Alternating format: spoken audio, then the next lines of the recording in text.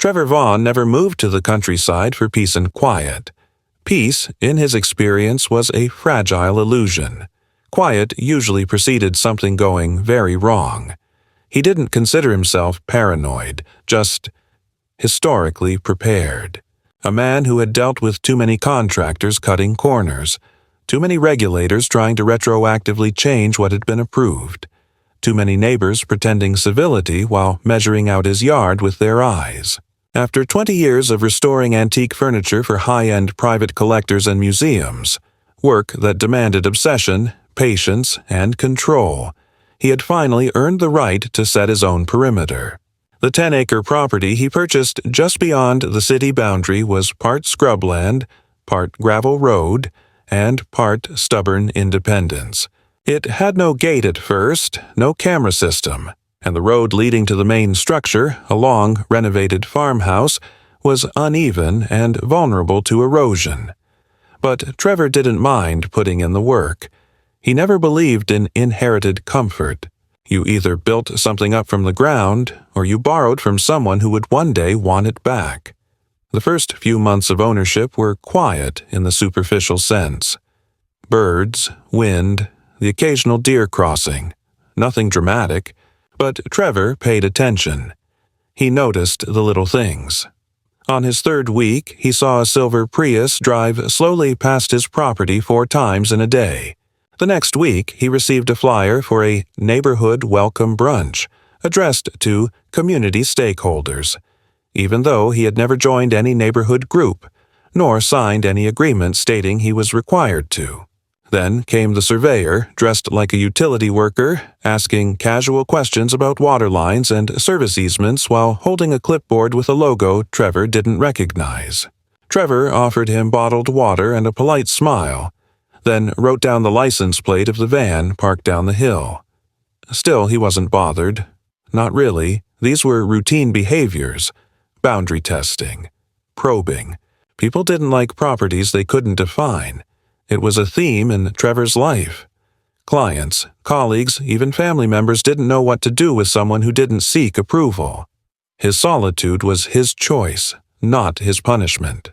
He used that time to work on a long-delayed project, a full restoration of an 18th-century French commode that had been sitting in climate-controlled storage since before the pandemic.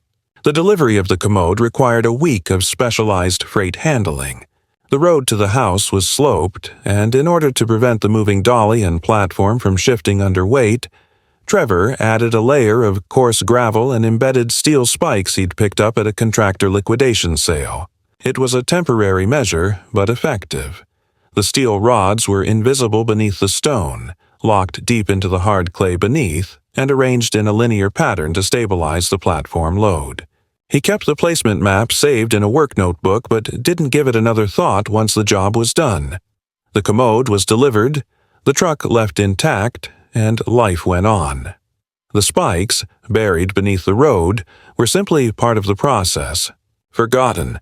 Like all the useful things that do their job so well, you never think about them again. About a month later, Trevor left town for 6 days to handle a commission in Colorado. A full restoration of a cracked Victorian cabinet that belonged to a client with a short temper and an unlimited budget. He asked a friend to check on the property once during the week, mostly to ensure that the generator didn't throw a fault if there was a power dip. The trip was uneventful. No messages, no calls.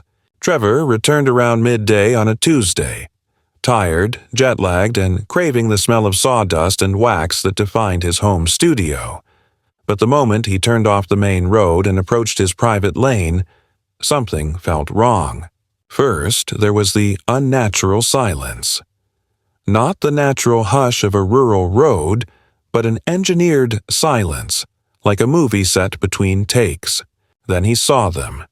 4 concrete blocks, big, raw, stacked in a staggered pattern, placed directly across his gravel path like tombstones. They weren't casually dropped. Someone had measured this, placed them just far enough apart to prevent any car wider than a bike from slipping through, but close enough that even an all-terrain vehicle couldn't squeeze past without brushing its sides. Each block had a bright orange sticker on it. temporary infrastructure control. No entry pending compliance. No logo. No city seal. Just a warning tone dressed in authority. Trevor killed the engine and stepped out. The sun hit him square in the face, and for a moment it all felt surreal, like a poorly executed prank or a test. He circled the blocks. They were solid, heavy, industrial grade, probably delivered by a flatbed with a mechanical arm, not something you could roll away with some effort and leverage. He examined the base. No skid marks, no tire impressions in the gravel. Whoever did this had laid the blocks carefully, perhaps even used temporary boards to shift their weight. That implied planning, coordination, and, worst of all, permission from someone who thought they had authority. He walked to the shoulder and looked for any official postings. Nothing. No temporary permit. No signature. Just a laminated sheet flapping in the wind, zip tied to a piece of metal rebar stuck into the dirt. It read, "Access to this area has been suspended for community safety and compliance assessment. Expect further communication." The signature block was empty. The grammar was awkward. The formatting amateur. But the message was clear. Someone was trying to muscle in. Trevor wasn't a man prone to panic or anger, but this was different. This wasn't someone trimming his hedge by accident or playing loud music. This was physical control over access to his property, his home. And that crossed a line no one had ever dared test before. He didn't scream. He didn't call the police. He knew better. Instead, he pulled out his phone and began taking photos. Wide shots, close-ups, angles from both sides of the path, lighting adjustments. Then he opened his notes app and dictated every detail. Color, texture, size, date, weather conditions, time of discovery, and the lack of any official ID on the signage. He wasn't just documenting, he was building a file. After half an hour, Trevor drove to a diner about 3 miles down the road. He sat at the counter, ordered coffee, and called his lawyer. Not the one for contracts, but a former real estate litigator he kept on retainer for weird things, as he called them. He explained the situation in direct terms, ending with, "They physically blocked my road. No permit, no notice. Just concrete and passive-aggressive signage." The lawyer, a woman named Renee Lee, who had handled 4 eminent domain cases and won 3, told him to stay put and not touch the blocks. "Let them make the next move," she said. "But document everything. This isn't vandalism, this is a strategy, and if they're this organized, they'll try something else within 72 hours. Trevor hung up and sat in silence, the coffee going cold in front of him. He didn't feel fear. Not exactly. He felt something older, colder, a kind of creeping clarity. These weren't amateurs. Whoever they were, they had done this before. They wanted a reaction. He wouldn't give them one. Not yet. Because while they were busy planning their next step, they had no idea what lay buried just beneath the gravel they thought they could control. Steel teeth, silent and waiting. Installed not out of fear, but precision. They wanted a game. He would give them consequences. By the next morning, Trevor had reviewed his files, triple-checked his land documents, and spoken again with Renee, who confirmed that there were no open disputes, no pending road work, and certainly no legal basis for anyone to block his access. His land deed included full ownership of the road segment leading from the public route to the entry of his home, with clear notation that it was a private drive not subject to shared maintenance. This wasn't a misunderstanding. It was a manufactured incursion. Trevor returned to the site mid-morning and saw a silver SUV parked just beyond the blockades. The back was open, and a woman, thick around the waist, clad in stretch capris and an aggressively bright floral top, stood speaking with 2 men in orange vests. They were pointing at the concrete, the gravel, then back toward the tree line, nodding and gesturing in rehearsed rhythm. The woman, clearly in charge, had a clipboard under one arm and a paper coffee cup in the other. Her voice, even at a distance, carried the authoritative tone of someone used to issuing instructions and expecting them to be followed. Trevor approached calmly, boots crunching over loose stone. The woman spotted him, offered a broad, practiced smile, and waved. "Mr. Vaughn, I presume?" she asked, extending her hand as if they were meeting for a second round of polite introductions. "Who are you?" Trevor asked, not touching her hand. She dropped it with no embarrassment and gestured toward the blockades. "Just a small inconvenience, I assure you. Temporary control measure while we assess the impact of your section of the road on nearby drainage infrastructure. There's been a growing concern from residents about runoff, sediment displacement. Nothing to worry about if you're in compliance." "I don't share this road," Trevor said flatly. "It's private property. You're standing on it." "Well, now," she said with a light chuckle, "that's precisely why we're here. There's been some administrative movement, realignment of land use zones, community ordinances being reviewed. We had several complaints, and when that happens, we're required to act. I'm just here to get ahead of the paperwork, if you understand me." Trevor understood all too well. This wasn't about water or sediment. This was about pushing, seeing what they could get away with if they acted like they already had the right, bureaucracy weaponized. And the woman standing in front of him, her name now visible on the badge clipped to her oversized purse, Karen Wilmot, wasn't here to explain. She was here to establish precedent. If he let this stand, even for a day, it would become part of the record. One of the men behind her muttered something and began moving toward the back of their SUV, lifting out a long metal rod with measuring increments marked along its shaft. Trevor took a step forward. "You don't touch my road," he said. The worker froze. Karen raised her hands like a traffic cop. "Mr. Vaughn, no need for hostility. We're not here to damage anything." "Then move the blocks," he said. "You're obstructing private access without cause. That's trespassing." Karen's expression hardened slightly, the charm beginning to slip. "If you'll look at the documentation I filed yesterday, you'll see this is a permitted action under Emergency Evaluation Authority. Section 13, Paragraph 4, Temporary obstruction allowed under community safety provisions." Trevor didn't need to see it. He knew the clause. It was meant for sinkholes, chemical spills, downed power lines. Not to justify harassment by a self-appointed committee, but arguing with someone like Karen on site was like playing chess with a pigeon. They'd knock over the pieces, crap on the board, and strut around like they'd won. So Trevor said nothing. He stepped back, pulled out his phone, and called Renee again. As he spoke with her, Karen tried to step closer, offering to explain. Trevor held up a finger without looking at her, cutting the air like a scalpel. "He's threatening to sue," she muttered to one of the workers, just loud enough for Trevor to hear. "Typical. Thinks owning land means owning the rules." That night, the concrete blocks remained, but so did Trevor's composure. He reviewed every recording from the camera he'd mounted to the tree nearest the driveway. It had caught everything. The arrival of the SUV, the unloading of the blocks, the hand gestures, and most importantly, the clear absence of any posted notice or official escort. No sheriff's vehicle, no city engineering team, no environmental inspectors. Just Karen and her two freelancers playing dress-up with plastic cones and clipboards.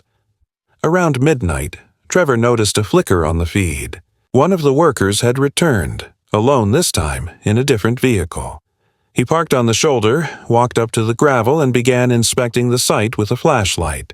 Trevor watched him kneel, brush aside a few stones, then abruptly recoil and mutter something. There was a soft sound, a hiss or maybe a sigh, and then a sharp crack as his boot slipped and met one of the buried spikes. The man stumbled back, limping toward his car, cursing under his breath.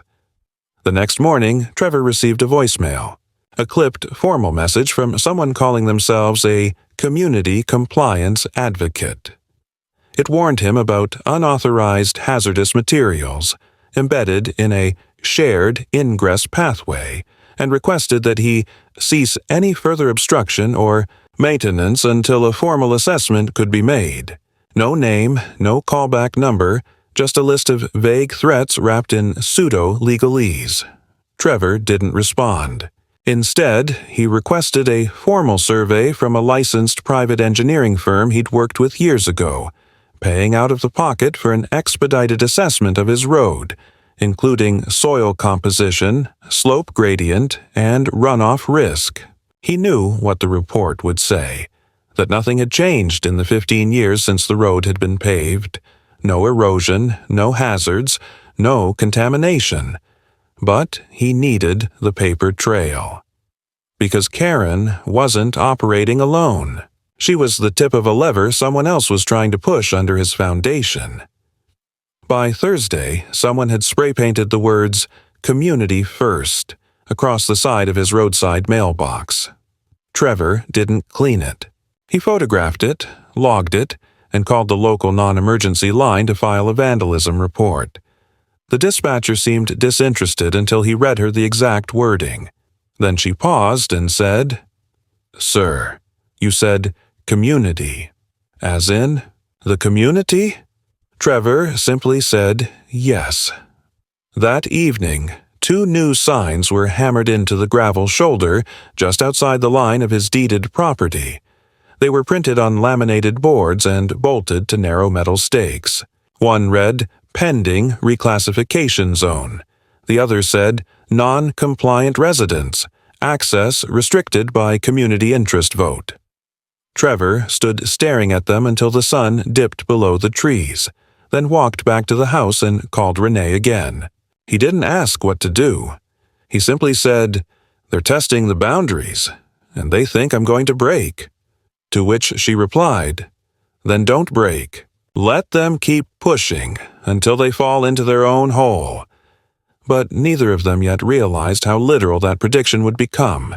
By the time Friday morning rolled around, Trevor had settled into a rhythm that could best be described as defensive endurance. Every day brought some new maneuver from the so-called community representatives. Another layer of obstruction, another veiled threat disguised as a procedural step, another escalation that was designed to appear lawful but reeked of calculated provocation.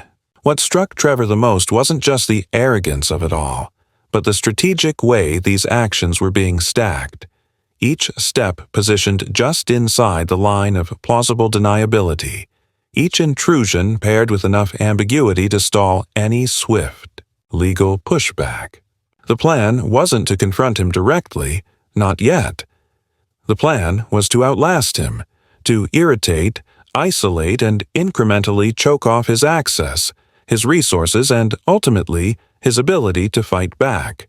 That morning began with the low rumble of diesel outside his window.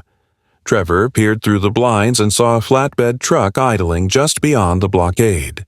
2 workers were unloading what appeared to be oversized metal grates and a roll of plastic netting, typically used for erosion control or temporary fencing on construction sites. Standing beside them, in a wide-brimmed sun hat and neon windbreaker, was Karen Wilmot, barking instructions with one hand while gesturing toward Trevor's gravel drive with the other. This time, she wasn't pretending to mediate or cooperate. This time, she had a permit in her hand, at least something that looked like one, and a clipboard full of checkboxes. The way she moved, with authority that felt borrowed rather than earned, made it clear that she believed she had crossed a threshold and could now act with impunity. Trevor dressed quickly and walked down to meet them, phone in hand, camera rolling. Not for the public, not for social media, but for record-keeping. Karen saw him coming and immediately waved at the workers to stop what they were doing. "Mr.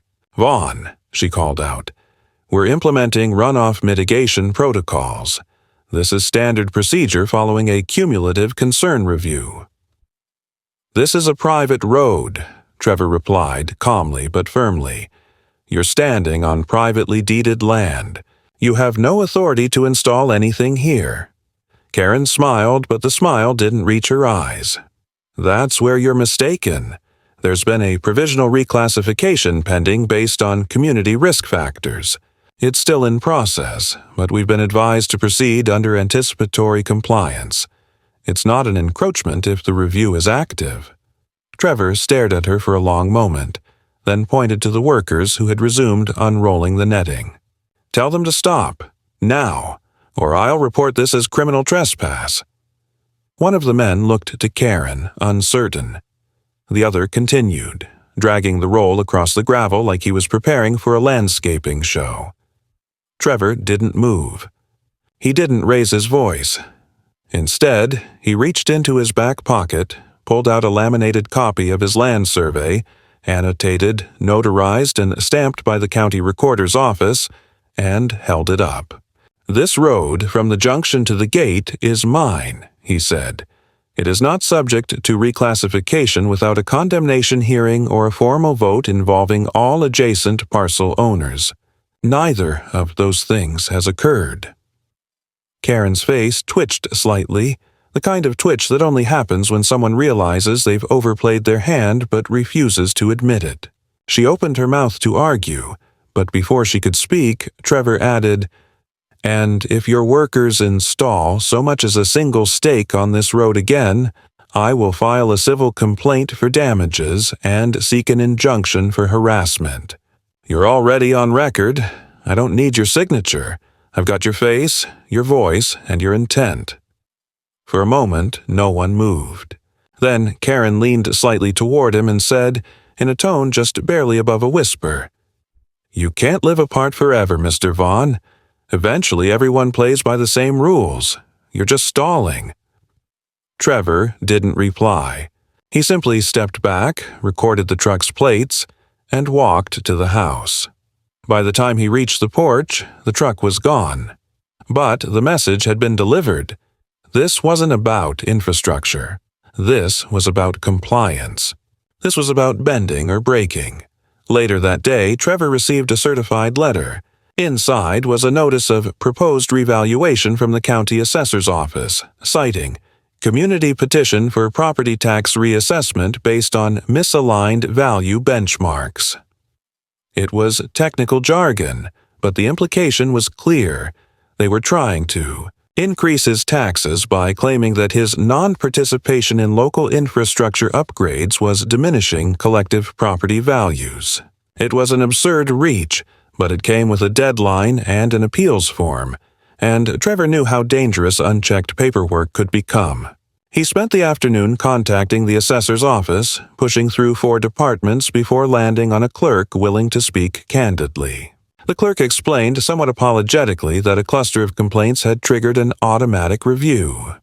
When Trevor asked who filed the complaints, the clerk hesitated before offering a name: Wilmot, and 2 others he didn't recognize. It wasn't a coincidence. It was an organized campaign, using public tools to wage a private siege. By dusk, Trevor noticed new tire marks on the gravel, fresh tracks leading in from the shoulder and curving back out. Someone had driven close, stopped, and reversed.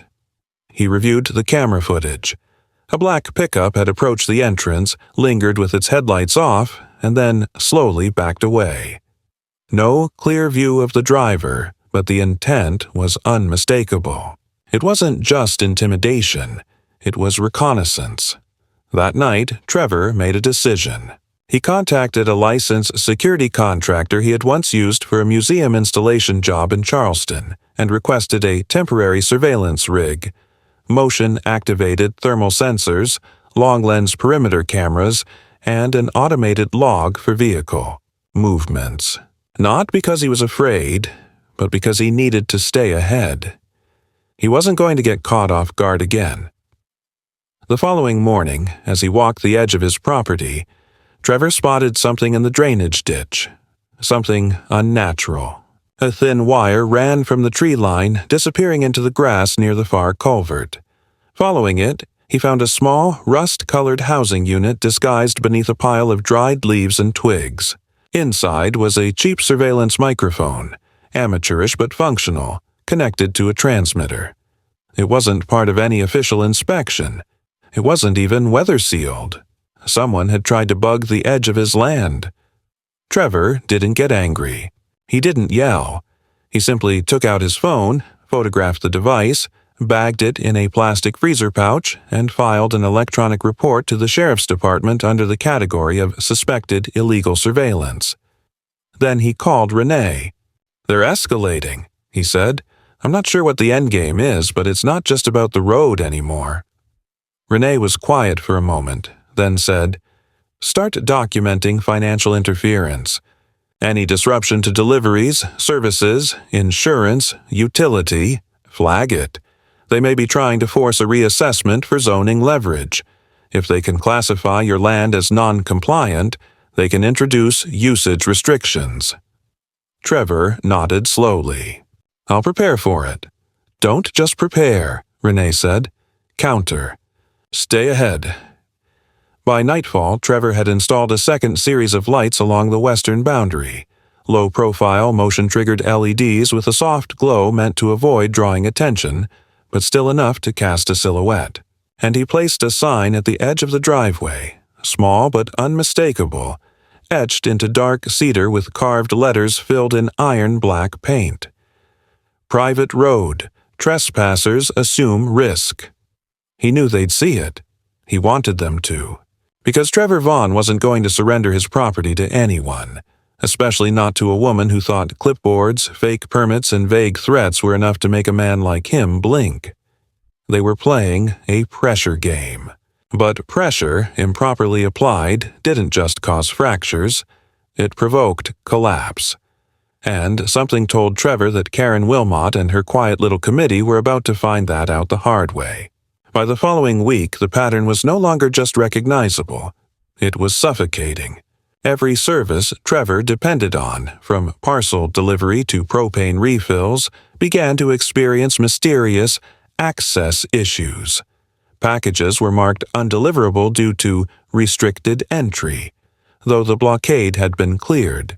One vendor reported receiving an email suggesting his client was under investigation for code violations and advised him to proceed with caution. That message, unsigned and vague, had been enough to spook him into canceling a shipment of restoration chemicals that Trevor had been waiting on for over a month. It was not just obstruction anymore. It was economic sabotage, doled out in precise doses, enough to sting, enough to unbalance him, but never so overt that it could be instantly challenged. These weren't accidents. They were coordinated acts designed to deprive him of functionality without firing a single official shot. Trevor adjusted, not with panic, but with strategy.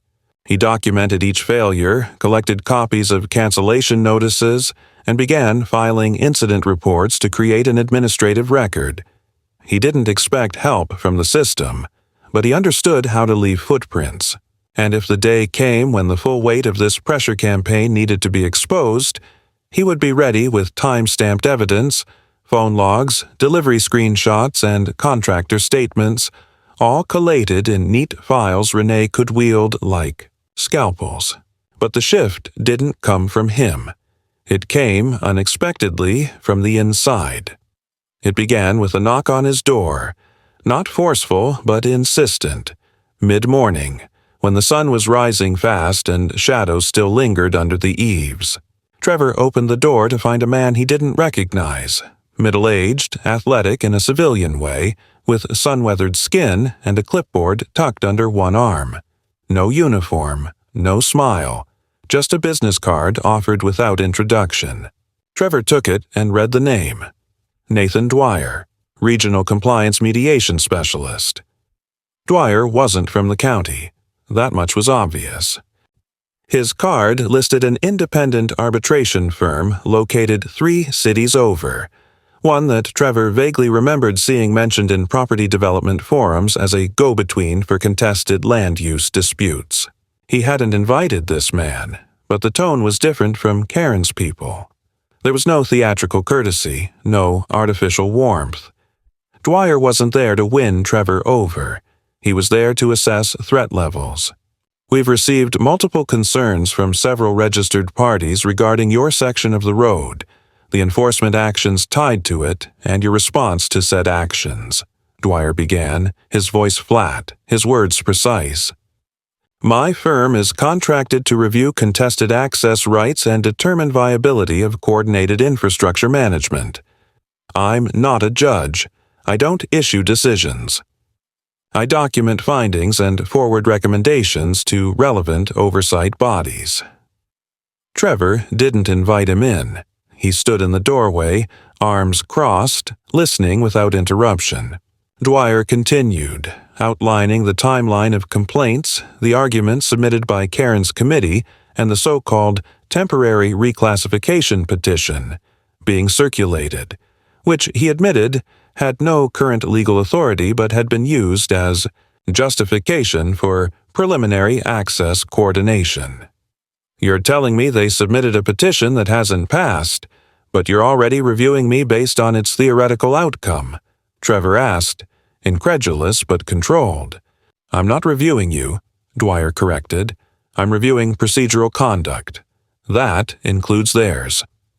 That caught Trevor's attention. "What they've done isn't entirely sanctioned," Dwyer added. "Let's say there are players involved who are eager. Not everyone upstairs likes it when eagerness makes paperwork messy." It wasn't a warning. It was an opening. Trevor didn't say much during the conversation. He didn't make accusations or demand retractions. He let Dwyer speak, listened carefully, and offered only one thing: a printed packet of documentation including his land deed, survey, camera footage, timeline of delivery disruptions, and a statement from his lawyer about the legal standing of his private road. Dwyer accepted it without comment and said he'd be in touch within 2 weeks. By the end of the day, the 2 warning signs planted by Karen's group had disappeared from the shoulder. Not removed by Trevor, removed by someone else. That night, Trevor sat on his porch with a glass of water and thought through what had just happened. It wasn't a victory. It wasn't even a negotiation. It was a temperature check, an attempt by the people behind Karen to see how far they could push before someone lit a match too close to the edge. They weren't afraid of him individually, but they feared what a misstep could mean in court. They feared exposure more than they craved his land. And Trevor understood now what Karen was. A tool. An eager one, yes, perhaps even a believer in whatever fantasy of order and control she'd woven for herself. But she wasn't the architect of this. She was the distraction, the noise. Somewhere above her was someone calculating the cost of every misstep. And now, finally, Trevor knew he wasn't alone in watching. The game had shifted. The midpoint wasn't a fight, it was a pause, a mutual breath before escalation turned to conflagration. Trevor hadn't heard from Dwyer again, and by the start of the following week, that silence had taken on a weight of its own. He didn't expect a call or letter. Men like Dwyer didn't operate in the realm of polite follow-ups, but he had anticipated a change in momentum, a pause in pressure, something to mark that the confrontation had reached its peak and begun to unravel. Instead, what followed was a precision shift in tactics, one that told Trevor the people behind the committee had learned from their first round of failures and were ready to escalate with a more refined set of tools. Gone were the crude obstructions, the handwritten warnings, the amateur surveillance devices tucked into ditches. What replaced them was colder, quieter, and disturbingly systematic. It began when Trevor noticed a series of painted symbols on the gravel road near his southern fence line. At first glance, they appeared to be survey markings, triangles and slashes in neon orange, placed in a pattern that only made sense when viewed from a certain angle. He assumed they were remnants from a utility inspection, maybe something related to the gas line repairs scheduled for the neighboring property. But when he contacted the utility company, they denied any recent activity in that area. More than that, they informed him that the last official inspection of the surrounding easement had taken place nearly 2 months ago. Whoever marked the road had done so unofficially, and if the lines extended onto his deeded land, as they did, they had done so without permission. That same evening he received an envelope tucked not into his mailbox but placed carefully between the slats of his gate. No postage, no return address. Inside was a single printed form, folded with bureaucratic precision, titled Notification of Tier 3 Regulatory Evaluation, Non-Conforming Structures. The form listed his address, cited sections of local ordinance Trevor had never heard of, and claimed that his property had been flagged for non-compliant structural additions, namely a non-permitted perimeter modification and unauthorized slope stabilization devices. Trevor read the form 3 times before realizing what it referred to: the buried spikes he had installed months earlier to stabilize the gravel. Somehow, someone had identified them, documented them, and was now preparing to use them as leverage. The language of the notice was just vague enough to be deniable. It wasn't a citation. It wasn't even a summons. But it was a warning, a threat disguised as protocol. If his property was designated Tier 3, it would fall under a different classification of review, one that allowed extended inspection timelines and imposed automatic suspensions on land improvements pending outcome. And that, Trevor realized, was the new tactic. Freeze him in place. Starve the land. Kill progress. Not with brute force, but with delay. Trevor didn't panic. He doubled down. He contacted Renee that same night and forwarded a scanned copy of the letter. Within 48 hours, she returned with a plan, not just to respond, but to counteract. She filed a formal Freedom of Information Act request with the local zoning department, demanding access to all complaints, survey requests, and review memos filed against Trevor's parcel over the past 6 months.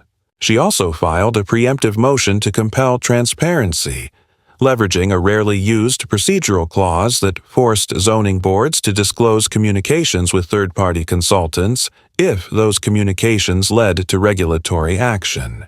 It wasn't just defense. It was offense under the guise of inquiry. At the same time, Trevor began noticing new behaviors among his neighbors. Cars that used to pass without pause now slowed when they neared his entrance, some idling for a few seconds before continuing. 2 new trail cameras he installed along the tree line recorded a man in a black hoodie walking the perimeter with what appeared to be a thermal sensor, just once in the dead of night, never returning. Packages continued to be misdirected, and his garbage collection service left his bins untouched for 2 consecutive weeks, despite being fully paid. Then came the petition, folded into a flyer handed to Trevor by a courier who claimed to be just dropping off local materials. The document was labeled Community Standards Support Initiative. It outlined a campaign to formalize road-sharing protocols between undeveloped parcels and the broader neighborhood, citing emergency access needs, shared infrastructure burdens, and mutual benefits for compliance. At the bottom was a signature sheet, blank, waiting. Trevor recognized 2 of the names listed under Sponsorship Committee, both residents who'd once waved politely but had gone silent over the past month. One of them was a contractor, the other an insurance broker. The initiative was thinly veiled condemnation.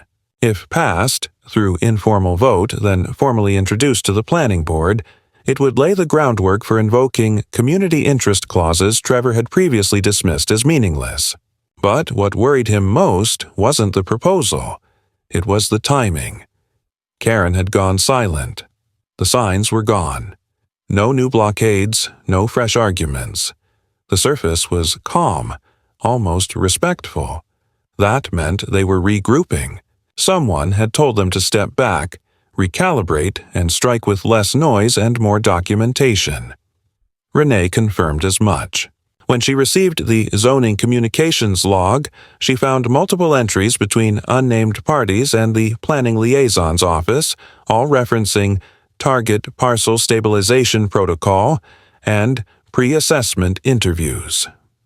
These weren't routine check-ins. These were groundwork for a shift in classification. If they succeeded, Trevor's private road could be rezoned as Adjacent Transit Adaptive, opening the door for public pathway designation under certain emergency response justifications. It would take months, but once initiated, it would be hard to reverse. That night, Trevor walked the entire perimeter of his property by flashlight, pausing at each marker, checking the integrity of his fences, verifying the placement of every boundary stone. He didn't know exactly when the move would come, but he felt it pressing, like static before a storm. And that storm arrived 3 days later. A pounding knock at the front door, pre-dawn, no preamble. 2 sheriff's deputies stood on his porch, one speaking while the other scanned the exterior. They had received a complaint, a serious one, that Trevor had installed unauthorized perimeter hazards designed to cause injury. They had no warrant, but they carried a mandate, a community safety order issued by the Emergency Compliance Board, allowing them to photograph and document any suspected hazard within visible range of a shared access point. Trevor refused entry, citing his legal rights. The deputies didn't argue. They took photos from the gate, asked several loaded questions, and then left, saying only that this wasn't over. Within the hour, Trevor received an email from his insurance provider informing him that his liability policy was under urgent review. And that's when he understood. The second escalation wasn't meant to provoke him. It was meant to paralyze him, to make his own home feel like borrowed ground, to wear him down not through aggression, but attrition. They weren't pushing him out. They were trying to make him walk out on his own. But Trevor didn't leave.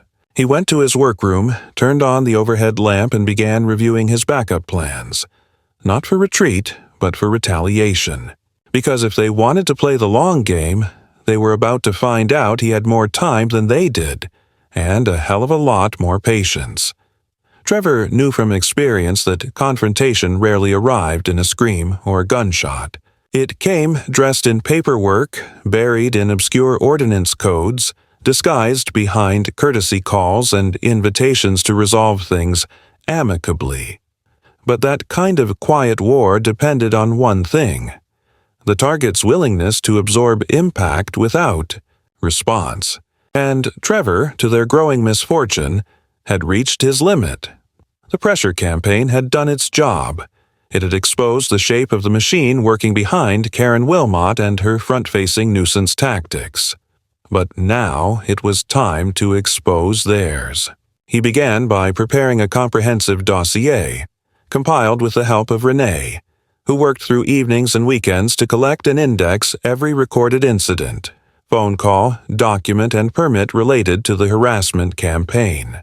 She brought in a second legal consultant specializing in land use weaponization, a niche expertise that sounded absurd until you needed it. Together they mapped the paper trail and found the overlap, an infrastructure initiative championed by a regional development firm that had already acquired 3 adjacent properties under suspicious terms. Trevor's parcel was the last holdout between them and a clean corridor to the main county road.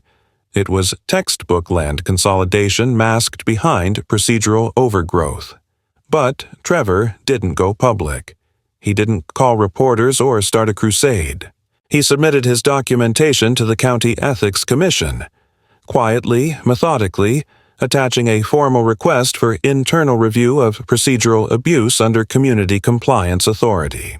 Renee delivered the package in person, ensuring it wouldn't disappear into a drawer. That move was the fuse. Exactly 4 days later, without announcement or formal scheduling, a crew showed up at Trevor's entrance in 2 utility trucks marked with the county seal and accompanied by a civilian SUV, the kind driven by oversight consultants who avoided uniforms but carried power. They set up cones, surveyed the ditch, and began unloading equipment. Trevor didn't interfere.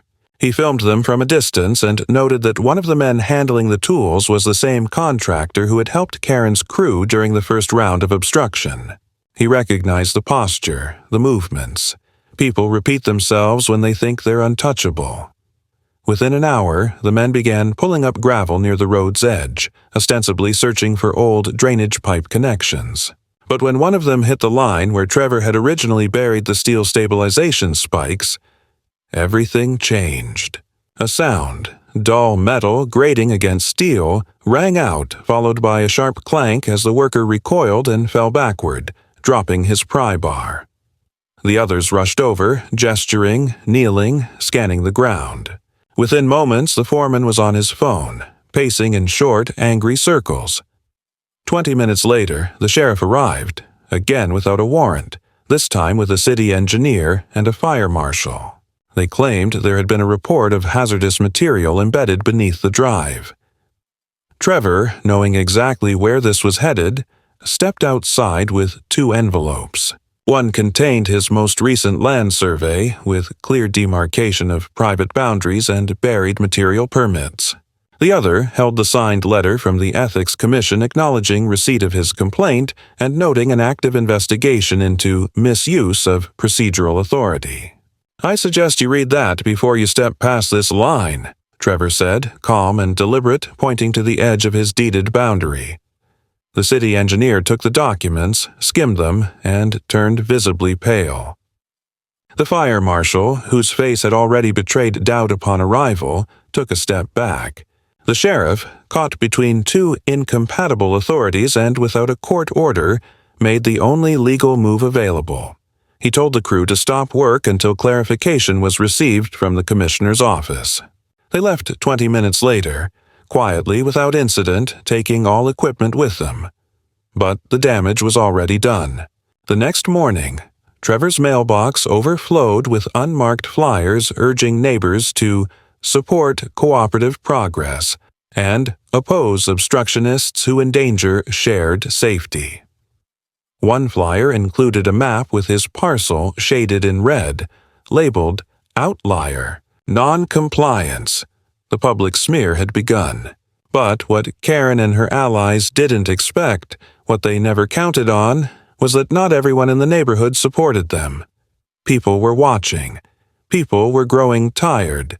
And someone, likely out of guilt or fear or both, leaked a copy of the internal plan drafted by the development firm.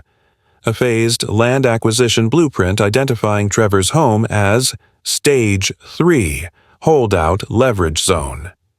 Renee received it in an anonymous email.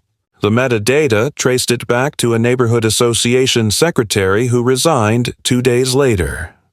The moment that document hit the ethics office, everything accelerated. An emergency hearing was scheduled within the week, and subpoenas were issued. Trevor wasn't asked to testify. He didn't need to.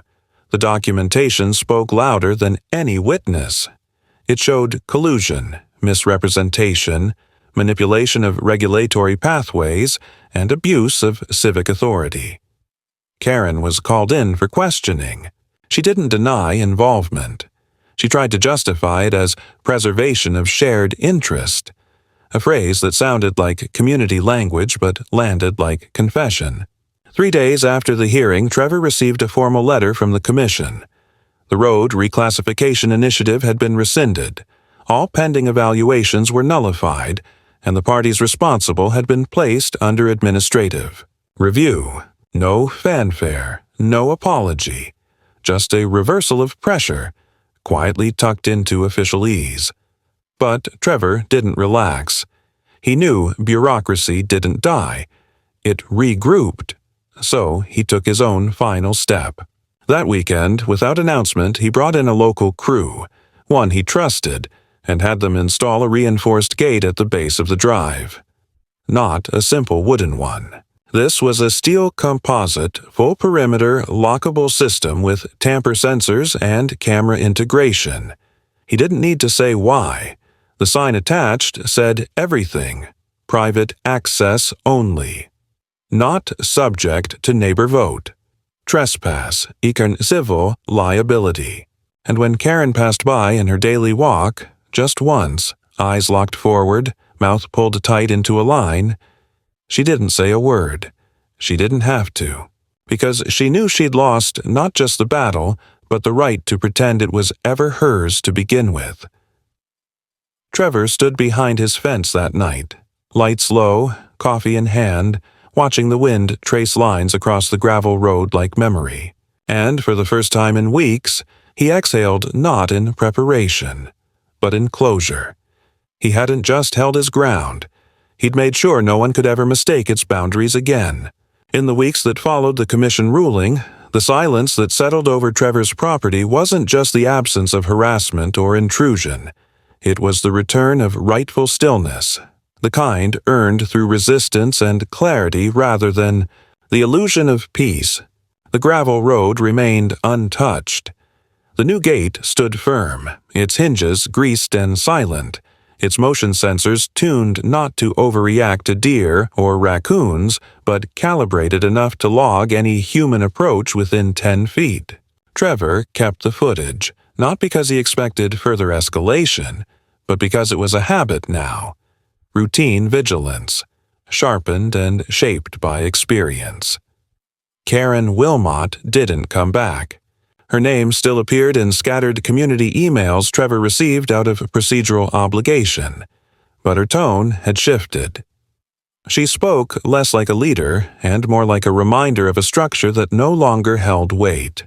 Her public initiatives withered. Attendance at neighborhood meetings dropped, and her attempts to launch a second public engagement campaign were met with tepid responses and quiet exits. Whatever credibility she believed she had built had evaporated, not in scandal or spectacle, but through exposure. No one wanted to stand beside a figure whose strategy had been to bend the law behind fences while preaching civility in newsletters. One morning, Trevor received a small envelope in his mailbox, unsigned, containing only a handwritten note on plain white cardstock. It read, "You were right to hold. We were wrong to follow." No return address, no hint of authorship, but it said more than any apology could. Someone had watched the events unfold, seen the manipulation for what it was, and had chosen, perhaps too late, to speak. Trevor didn't dwell on it. He filed the card with the rest of the documents, another entry in the long ledger of cause and consequence. Meanwhile, his business recovered from the disruption. Clients who had paused communication returned with new commissions. Suppliers who had grown wary re-established their delivery routes, aided in part by a notarized letter Trevor distributed clarifying his property's status and the final legal disposition of the reclassification attempt. The letter wasn't confrontational, it was declarative, composed with Renee's help to read like a record rather than a retaliation. Reputation in his line of work mattered. Not drama, not confrontation, competence. And competence had survived the siege. Trevor never celebrated his win publicly. There were no speeches, no gestures of victory. But he did make one quiet change. He took the steel stabilization spikes, those buried implements that had triggered so much scrutiny, and had them carefully extracted, cleaned, and reshaped into a set of forged brackets. Then, over the course of a weekend, he built a reinforced workbench using the metal as the structural core. It sat now in the center of his shop, its surface level to a fraction of a degree, its joints seamless, a reminder not of war, but of permanence, of building instead of reacting. The neighborhood changed, not in layout, but in atmosphere. There was no grand shift, no formal acknowledgement, just a palpable recalibration. The passive glances stopped. The cold shoulders thawed. Conversations began again, small at first. Questions about property lines, requests for tool recommendations, inquiries about lumber grades. No one brought up what had happened. They didn't need to. It lingered, unspoken but understood, like the scar beneath a healed wound that still remembers the knife. Trevor didn't seek connection, but he didn't resist it either. He lent tools, he answered questions, he offered advice when asked, and when someone new moved in at the edge of the development, They came to him, not Karen, for insight into how things worked around here. He gave them the same answer he'd come to live by. Start with the paperwork. Everything else is noise. Time passed. The seasons shifted. Spring brought expansion to his workshop, not in size but in refinement. He installed new lighting, expanded his ventilation system, and carved out space for longer restoration projects. Clients from out of state began shipping larger pieces. His name circulated again, not as the man who fought back, but as the man who never compromised quality, even when everything around him demanded surrender. That, he knew, was the only reputation worth fighting for. And sometimes in the evenings as the sun lowered behind the trees and painted the road in amber light, Trevor would sit in the quiet and watch the stillness he had reclaimed, not because it was precious, not because it was rare, but because it had been tested and endured. His road was scarred, yes, but solid, and no one questioned any more where it began or who it belonged to. They didn't have to.